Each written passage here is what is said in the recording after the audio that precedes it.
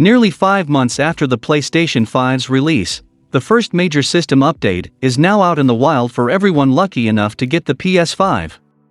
The April update brings with it some big changes and additions, including improved external storage support and cross-generation share play, which we have discussed on a previous video that will be welcome on the console. Sony also decided to drop some surprise improvements to HDR and 120Hz support as part of the April update, which will certainly be welcome additions to console owners. The PS5's April update brings with it a massive suite of improvements for both performance and overall quality of life on the system. Along with the aforementioned storage support and cross-gen share play, other improvements include the base menu, game updates, preloading games, in-game chat control, and PlayStation app improvements. Sony's changes to 120Hz display and the HDR support were among the improvements not already outlined as part of the April update. The April update expands the number of 120Hz monitors compatible with PS5. Monitors running 120Hz at 1080p make up most of the newly compatible options, though nothing was said of 4K 120Hz monitors. As for HDR, Sony added a new automatic option for going from high dynamic range to standard dynamic range. This means if a PS5 owner is playing a game in HDR and switches to a streaming app to watch something that is displayed in SDR, the system will automatically switch without forcing the console owner to go through the PS5's setting menu. Needless to say, the display improvements will likely be welcomed improvements when it comes to external display support and ease of use. While consoles are generally optimized to run on TV, high-grade computer monitors typically sport the specs and performance more ideal for gaming.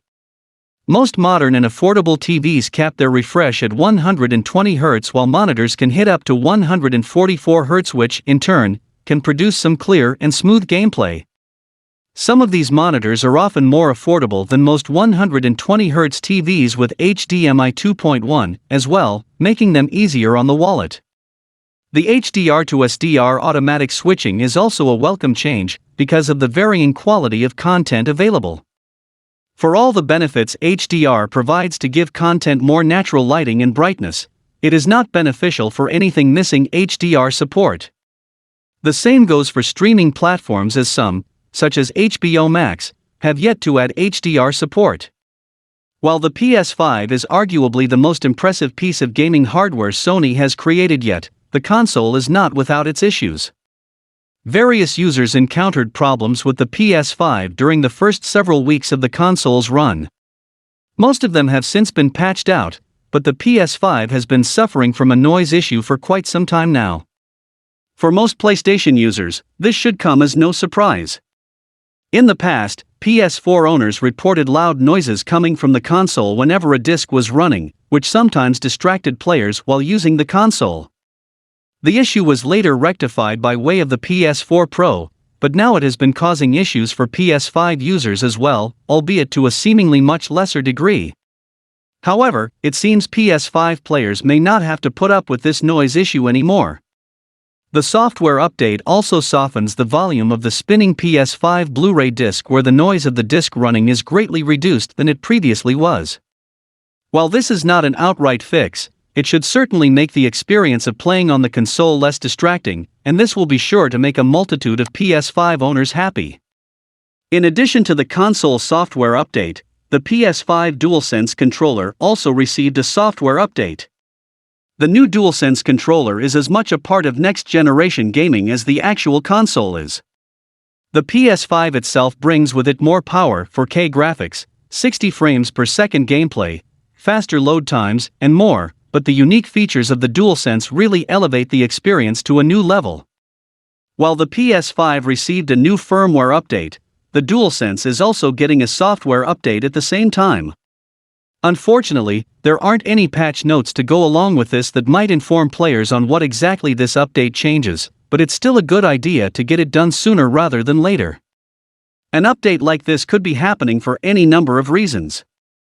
Whether this is fixing minor bugs or tweaking certain functions like the haptic feedback or adaptive triggers, the overall experience of using a DualSense controller should get better with this new update, even if just a little. After players update their PS5, it will prompt them to plug in their Dualsense via USB to do the update. Updating the Dualsense controller doesn't take long at all, so it's in players' best interest to just knock it out before they jump back into the game. Alternatively, there is an option to have the system remind the player in 24 hours, so those that can't wait to get back to gaming can use this instead. Regardless, the game-changer Dualsense will need this update eventually, so players should find time for it at some point.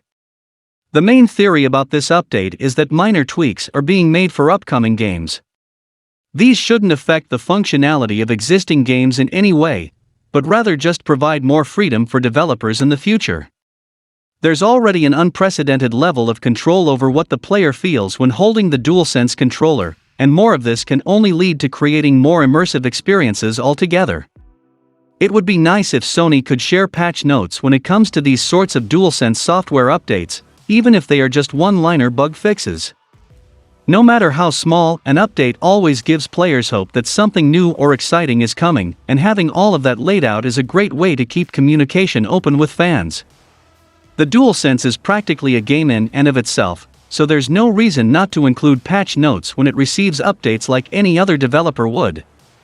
The overall updates also have some missing features that are requested and most wanted, such as SSD M.2 drive expansion, VRR variable refresh rate setting, which smoothens the gameplay experience.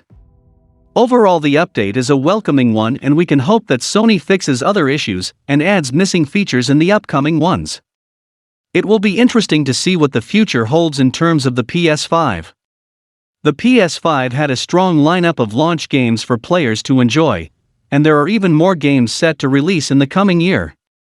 With highly anticipated titles such as Horizon Forbidden West, God of War Ragnarok is coming, and Final Fantasy XVI releasing at some point in the future, PS5 owners certainly have a lot to look forward to.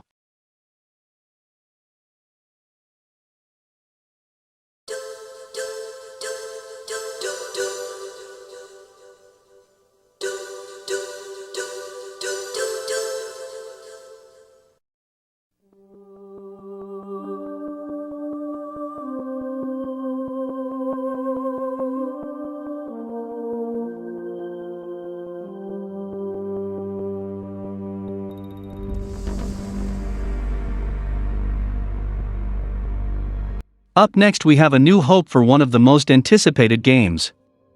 The future of the Metal Gear franchise has been a little up in the air since Hideo Kojima's well-publicized departure from Konami back in late 2015. Despite the lack of official news and the somewhat underwhelming release of Metal Gear Survive, though, fans of the series remain hopeful that an update regarding the franchise's future will be arriving soon. If recent events are anything to buy, they may not have to wait too much longer. Over the past few weeks and months, there have been a growing number of Metal Gear-related rumors, covering everything from potential ports and remakes to brand new Metal Gear games. Although there's been very little hard evidence to actually back some of these predictions up, the sheer volume of them would seemingly suggest that something is definitely in the works. Now, the official Metal Gear Twitter account has added further fuel to the fire with a fairly cryptic tweet. Responding to another tweet from a newly created account, the message appears to tease the arrival of some Metal Gear-related news at some point next week. Although the exact nature of said news is not made clear, the account that the tweet had been replying to may provide some clues as to what fans can potentially expect. The account belongs to a fictional character named Tom Olsen, who, despite not actually appearing in the game, seems to have strong connections with Metal Gear Solid 2: Sons of Liberty. Their account bio lists them as a maintenance technician at the Big Shell, which, as series fans will know, served as a major location in the second MGS game. That the account was created less than a week ago, and has been tweeting regularly, and almost exclusively about the Big Shell, could be seen to further back this up. The tweet comes just a few days on from a rumor on 4chan which claimed that a Metal Gear Solid collection could soon be coming to the PS5. Apparently, this collection would include the first 4 Metal Gear Solid games, allegedly featuring the Substance Edition of MGS2 that was ported to the original Xbox rather than the base version that released on the PS2. However, there have been legitimate video game leaks from 4chan, like when basically everything to know about Pokémon Sword and Shield leaked on the forum, so there's always the slight possibility that this rumor is accurate. In any case, the crux of the supposed leak is that Konami is going to give the first collection will reportedly feature Metal Gear Solid: The Twin Snakes, Metal Gear Solid 2 Substance, and Metal Gear Solid 3 Subsistence. Meanwhile, there will supposedly be a separate release for Metal Gear Solid 4, Guns of the Patriots on PS5, though the leaker says fans shouldn't expect the game to really take advantage of the console's unique features due to the difficulty of porting it from the PS3. A Metal Gear Solid collection for the PlayStation 5 starting in September. Apparently, Metal Gear Solid: Peace Walker will be left out of this collection, but Metal Gear and Metal Gear 2 will once again be featured. There have been previous rumors of a new Metal Gear collection, but fans still shouldn't hold their breath about this. One of the biggest red flags is the claim that Metal Gear Solid: The Twin Snakes is going to be a part of this collection. Metal Gear Solid: The Twin Snakes has never been re-released for any platforms besides the GameCube, and it was partly developed by Silicon Knights, a company that no longer exists. One would think that Konami would have ported and outsourced the IP Metal Gear Solid: The Twin Snakes by now if it had any interest in doing so, and so it being mentioned in this leak makes the rest of the information to believe in it. Alternatively, an earlier rumor from a prominent leaker had instead suggested that Bluepoint Games is in the process of remaking the original Metal Gear Solid, although, as with the 4chan rumor, they were unable to provide any concrete sources. While it's certainly possible that the person in charge of the official Metal Gear Twitter account was simply having some fun with a role-playing fan, both the timing and the target of the tweet suggest that there could definitely be something more to it. Thankfully, we will only have to wait 1 week to find out. A job listing from Ghost of Tsushima developer Sucker Punch confirms that it is working on a new spectacular multiplayer game of some kind. A couple of months ago, Sucker Punch put out a job listing for a senior writer to work on its next open-world project, which many assume to be a sequel to Ghost of Tsushima. As it turns out, that's apparently not the only game the studio has in the pipeline, since evidence has been discovered of a new multiplayer game as well. Another Sucker Punch job listing was recently spotted, and it's specifically for a multiplayer or network programmer, which basically confirms that the game in question is a multiplayer game with online functionality. Or at the very least, it has an online multiplayer option. Whoever gets the role will join the team at its Bellevue, Washington studio. The job details don't give away any sort of specifics, like if it will be PvP or PvE. It may not necessarily be a separate game. It's entirely possible that the aforementioned open-world project will contain a multiplayer mode of some kind, given how little is really known about it. After all, while Ghost of Tsushima was strictly a single-player title, Sucker Punch did add a multiplayer component called Ghost of Tsushima Legends as a free post-launch update. Assuming it is a separate game, the question then is whether it'll be related to Ghost of Tsushima at all or feature an entirely new IP. Given the Samurai game's phenomenal success, with it recently surpassing 6.5 million copies sold, it wouldn't be surprising for Sucker Punch to further capitalize on that success with a spin-off. Plus, Sucker Punch's only other IPs are Sly Cooper and Infamous, both of which the studio has moved on from, so it's unlikely the multiplayer game will have anything to do with either of them. Even if none of Sucker Punch's new projects have anything to do with Ghost of Tsushima, it's very unlikely that it won't continue the IP in some form. The game is so popular that it led to the directors being made honorary ambassadors of the actual Tsushima Island, since the game has helped promote and raise awareness of the island and its history. On top of that, as part of Sony's efforts to expand its gaming franchises into other media, Ghost of Tsushima is getting turned into a movie, which makes sense considering the game itself was heavily inspired by classic samurai movies. No one has been cast as main character Gene yet, but Chad Stahelski, the director of the first 3 John Wick movies, will be directing the project. Moving forward, we have another new IP creation new for the PlayStation consoles, as a new IP for the PlayStation 5 is in the works at Sony's London studio, according to a new job listing. The studio is known for its development on various PlayStation peripherals, like the iToy, and virtual reality games like VR Worlds. Its current project appears to be veering away from this, and is attempting to tackle a larger, next-gen IP. The listing for a principal online gameplay designer, which will tackle multiple duties, was posted to the PlayStation London studio website. What the game will be like isn't explicitly mentioned, but multiplayer is referenced as one aspect of it. The studio is looking to continue striving for innovation, saying, "As a first-party studio, we set out to produce games which show the exciting potential of the latest PlayStation hardware, so it's important you are up for experimenting and working in uncharted design territory." Since development is still in its hiring stages, it will likely be some time before anything is revealed about the project, but listings like this do allow audiences to glean a bit about the nature of the game. There is also another news that Control developer Remedy Entertainment is working on an IP exclusively for the PlayStation 5. Studios associated with the Sony brand are going to play a heavy role in the future of the company.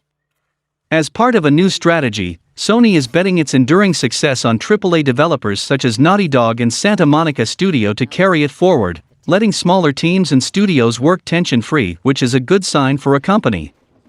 The company intends to focus on its heavy-hitting franchises, which have been incredibly successful. But as per recent reports, Sony is not well managing their small-scale studios, and seeing these changes as not being in the best interest of gamers, some PlayStation fans want Sean Layden back. He was the Sony Interactive Entertainment chairman for Worldwide Studios until 2019. His successor, Jim Ryan, took the reins shortly after, and there are those who think things have been worse off for it. The recent closure of multiple PlayStation stores is noted as one example. This shift in focus on prominent franchises is already leading to strange outcomes, such as reports that The Last of Us remake is in development at the cost of the cancellation of Days Gone 2.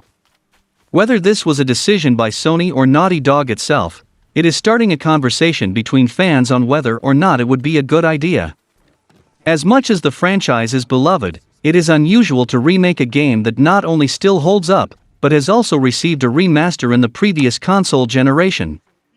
There's a chance audiences will learn more about the remake, and whatever else Sony is cooking up for its PlayStation brand, at this year's showcase. Please, I do not understand.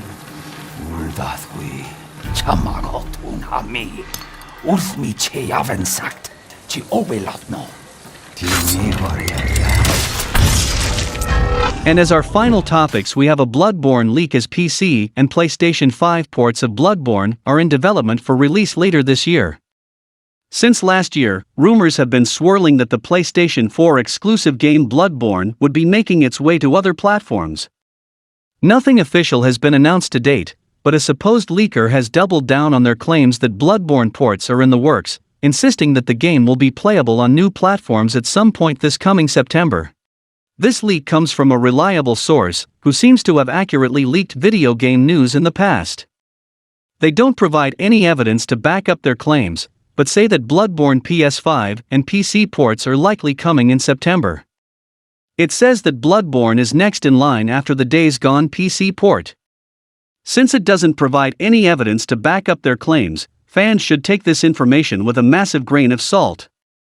They refer to it as a Bloodborne remaster, hinting that it will be more than a simple port, but stops short of providing specifics as to what that would actually entail. In any case, fans should keep their expectations in check until an official announcement comes from Sony. This is hardly the first time that a Bloodborne PC or PS5 port has been mentioned. Online retailers have leaked Bloodborne ports in the past, and Sony itself has outright said that it intends on bringing its games to PC. Considering this, it seems like it's only a matter of time before Bloodborne PC and PS5 ports surface, though it's unclear if the timeline can be believed.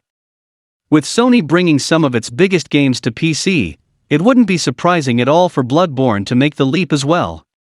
Sony has already released Horizon Zero Dawn on PC, and it's confirmed a Days Gone PC port releasing in May 18th as well. Bringing these games to PC will potentially grow the audiences for the games significantly, which could in turn make them more interested in picking up a PlayStation console to play their likely sequels whenever they came out. Of course, a Bloodborne sequel hasn't been confirmed either, but like the PC and PS5 ports of the original game, that seems like a highly likely possibility. Bloodborne earned rave reviews and had strong sales on PS4, and so one would think that a sequel will materialize at some point down the line. And that's all for the video, guys. Like and share the video for a bigger audience, comment your thoughts on the topics, And let me know if you want a Bloodborne PC port and sequel, and also let me know if you want a Metal Gear Solid Remastered Collection, and the original Metal Gear Solid Remake. Subscribe to the channel and click the bell icon, and until then from SMPV it's goodbye.